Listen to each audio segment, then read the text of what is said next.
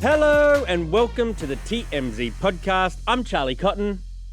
I'm Derek. Oh, you let me introduce myself again. Love that. Yesterday you preempted me, so now I was going to let you do your own introduction. And I didn't even have a pithy name for myself. I should just go back to you calling me Lothario Lawyer with the best t-shirts.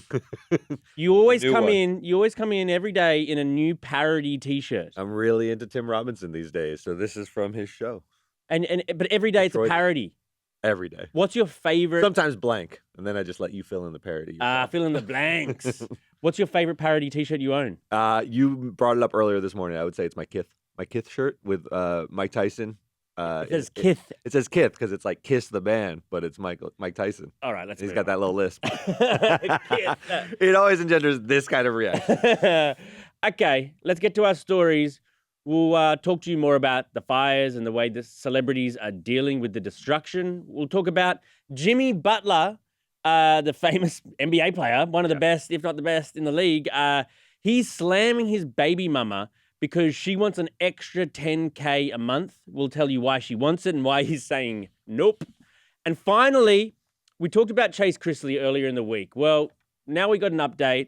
Not only do we have the audio from the phone call that a bar manager made to the cops, but we also have his mugshot because Chase Chrisley was tossed in jail for battery. Yeah, these Chrisleys, man. These couple already in jail. This one's out and about. Yeah, the Chrisleys. To begin with, the fires, obviously still awful. LA is still dealing with everything that's transpired. A few celebrities are returning to the ruins of their houses, and we've got the video of it. Paris Hilton, she made an emotional return to her home. She had one of the most idyllic places in the best locations right on the water, a nearly $9 million place, completely turned to rubble. This is one of the most beautiful places in Los Angeles. This is Malibu, right? I mean, everyone dreams about this when they come to Los Angeles. If you visit, you drive along the PCH, it's all gorgeous, multi-million-dollar houses. Paris Hilton obviously had one. And it's reduced to rubble. I mean, the destructive power of this fire, you can really see. It just tears through. At the end of the day, houses are sticks. That's what they are. We still frame them with wood, and so it's just fuel for these fires. I thought she wrote beautifully about, like, the heartache of it all. I didn't expect Paris to sort of be able to tap into that necessarily. I don't think of her as a wordsmith, but she said, "It feels like my heart has been shattered into a million pieces."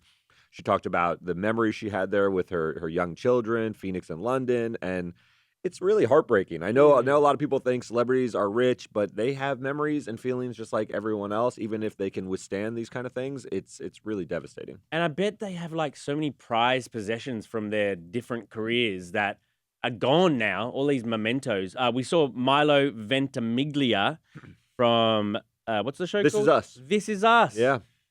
Same thing happened to him, man. It's actually like, it's so sad. And his house burned down in that show that made him famous. Is that right? Yeah, it's one of the like key themes of that show is a house fire and what it did to their lives. And he drove back to Malibu to find his real home had been destroyed by a fire. So it's really, he gets choked up seeing it. And then now we're starting to look at, the fires haven't even been fully contained. I think 6% was the last I saw. 6% of the Palisades fire. I mean, these are massive, 10,000, tens of thousands of acres.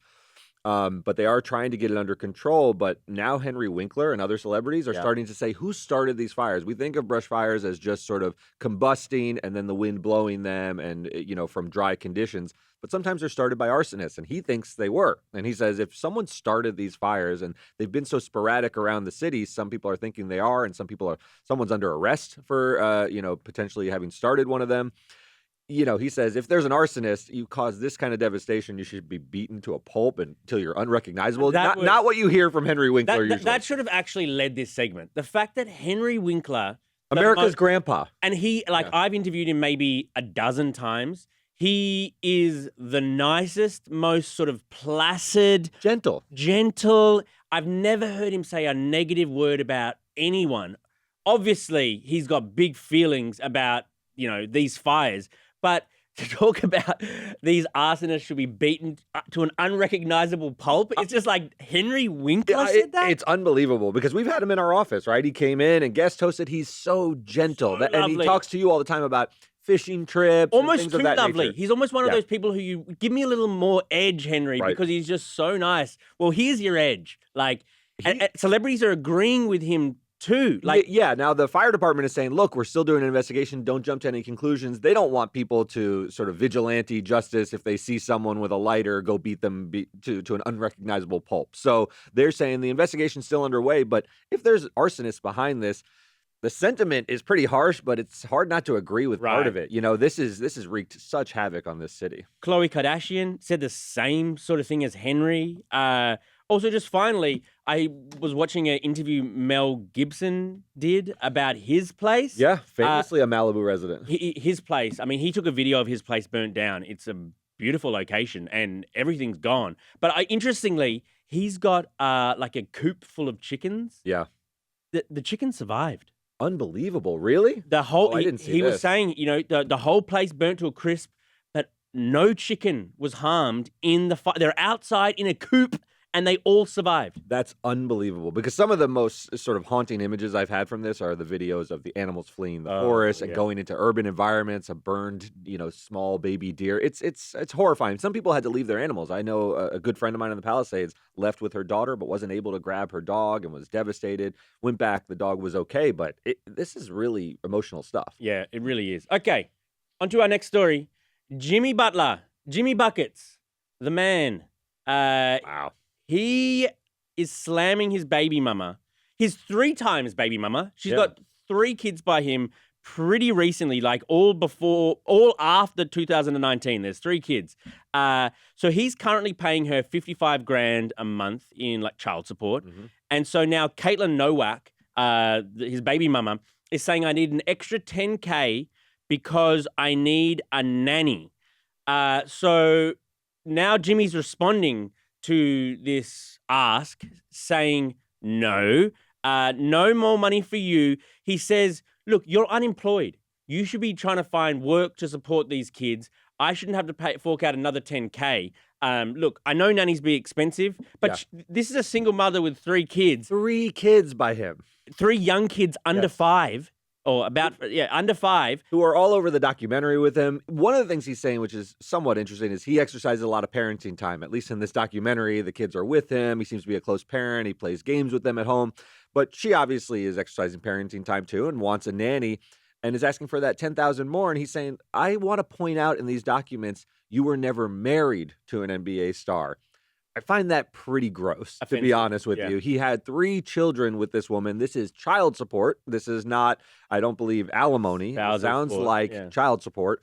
And these kids are adorable, and he makes $49 million a year. He is an NBA superstar. He's not just a regular player, to your point. This is a lot of money. I understand $55,000 is a lot of money. It's not a lot of money to Jimmy Butler. No, he's really already not paying the 55. He's already.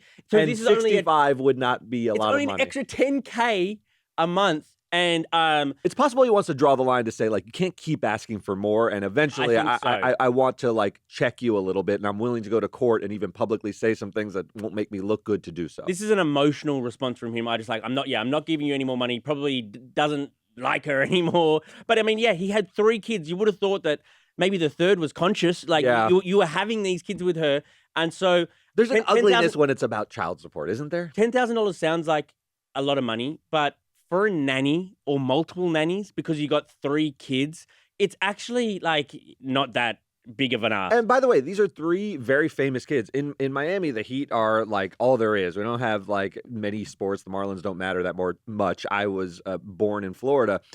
These are very famous kids. They're going to need security as well. They're Jimmy Butler's kids. It's like Michael Jordan's kids in Chicago. So when we say nannies $10,000 a month, it's not just to watch the kids. It's to arrange for their life to be like these huge celebrities in Miami. And I think this is a bad move. I think it's a really bad look. He's in a big fight with the Heat now. He wants to be traded. This is so ugly. And to have this story on top of it, I didn't think it was a good look. No. I like him a lot as a player. It reveals yourself a bit. He just pay the lady. Yeah.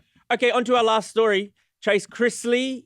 He was tossed in jail for battery. Battery that he allegedly committed upon the bar manager. One night he was at a bar called Twin Peaks, and apparently he got pretty drunk, didn't want to leave, slapped the bar manager twice, allegedly. Yeah. So the bar manager called the cops. And let's have a little bit of a listen to what the phone call said. Do not touch me. Do not touch me. I don't have to Okay, touch you. what's Do not going touch on me. I at don't have the to touch location? you. There's a guest I'm trying to ask to leave politely. He's being a little aggressive, and he actually assaulted me with his hand I in the chair. assaulted you. Now he's in my face. He just slapped me in the face again. You said he just slapped you in the face? Yeah. He's leaving the building now, but yeah, he just slapped me in the face. He's been since taken and booked, got a mugshot now. He's been released on $10,000 bail. We get a lot of 911 calls. Usually a 911 call is sometimes in the heat of things going on, but often after the fact. Hey, this all happened. Please come and help us. This one's like in the heat of it. You rarely hear like the guy's standing in my face right now. He's on the phone with the cops. And you hear a smack, and that's what he's accused of in the police report. I read both the police report and listened to the 911 call.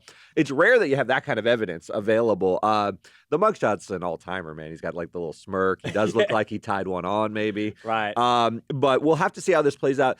This is a family that was like torn apart by reality television. There's no other way to think of the Chrisleys. They had like a little reality moment. Chrisley Knows Best. He was like sort of a squeaky clean dad. It's kind of funny that's the title of the show. And It's then unreal. The three main characters are behind bars. The whole thing is falling apart. He's in prison. They lived in a mansion they couldn't afford. The whole thing was a huge ruse. And to be honest, I can't give him props for it. Like, how did he keep this sort of Great Gatsby type? He's not really who he claims to be. It truly was a juggling act. It was. And now, it's sad to see that this is Todd's kid, right? Chase. Yeah. And, I don't like to see people's lives fall apart in real time, but man, like, what a fall. For even by reality standards, this is a pretty big splat. When Todd and Julie are on the phone to Chase, like, how do they sort of like discipline him or sort of like to punish, say like you shouldn't have done that? They've got no leg to stand on. How do you discipline him when he has to make a collect call to you in the prison in order for you to parent him? Right. It's impossible. But although now he's booked, so maybe they wave to each other. Maybe the facilities are close by. Maybe they can huddle. It's really sad in some sense, but the 911 call, we just don't hear like a smack often. So that's why it's up there. Okay, let's read out some of your comments you've been leaving. On the Los Angeles fires, Justin says he's praying for everyone dealing with the terrible firestorm. People are still people, whether rich or poor. It's human to feel hurt for people who are hurting. Yeah, I mean, that has been a very interesting response to this. I know the rest of the country kind of doesn't love LA because we live in it's such a great place and we're all rich snobs apparently. Yeah. But to like sort of not. It's really not the case either. I mean, Altadena, some of these neighborhoods are not super affluent. No. Palisades has gotten a lot of news, and that Malibu is an affluent is. place. Malibu is as well, but there's a lot of displaced people. This is not all rich people. Yeah. No, I feel really sorry for them. Gary Wiley said he thinks that people are starting the fires. A lot of people, we will find out. You and the Fonz, man. Yeah. I mean, this is a lot of people. The fallout from all of this and the investigations are going to be very interesting. It's not okay. Hey, don't do that. Hey. Hey. On Jimmy Butler, MIA or Mia says, I raised my son without child support. The struggle is real. That would be so tough. Like, my kids have been home from school this week because of the fires. Same. And my wife's been doing, the lion's share of parenting.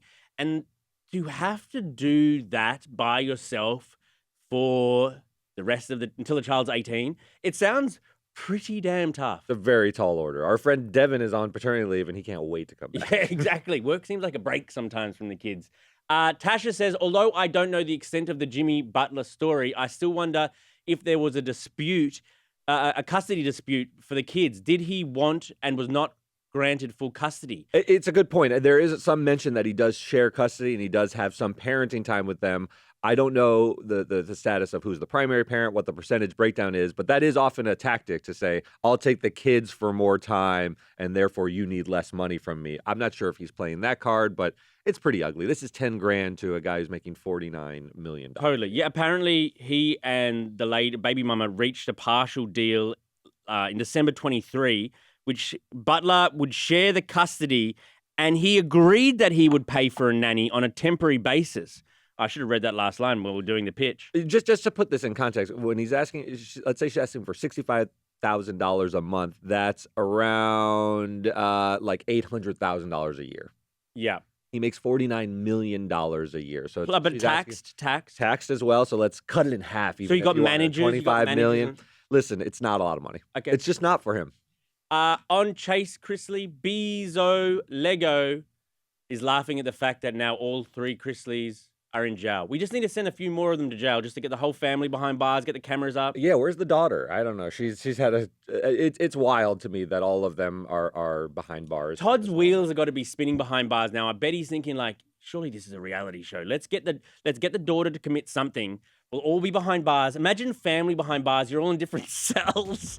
I mean, it's unbelievable, but I wouldn't put it past him thinking about it. Okay, well, that was a pretty decent episode as far as they go. Good times. Good times. Thank you very much, Derek. All right, guys. Thank you, guys, and we'll see you guys here next week. Goodbye.